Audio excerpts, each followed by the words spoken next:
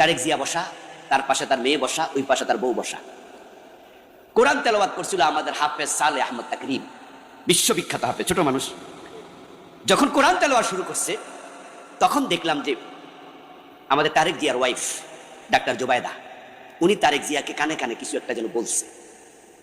আর তারেক জিয়া একটু হেলাইয়া তার মেয়েটার গায়ে হাত দিছে, জাইমার গায়ে হাত দিয়া কানে কানে কি কইছে। এর মাঝে দেখি জাইমা রহমান তার ওড়নাটা মাথায় দিছে।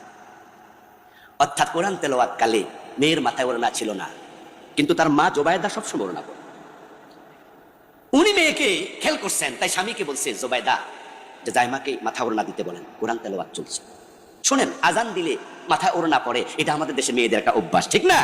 যদি ইসলাম বলে সব সময় পড়ো, সব সময় পর্দা করো, কিন্তু কোরআন তেলাওয়াত কালে, আজান কালে বেপর্দা মহিলাদের মনে মনে হয় যাহারে আমার আল্লাহর কোরআন পড়তেছে, কমপক্ষে একটু শ্রদ্ধা দেখাই, সম্মান।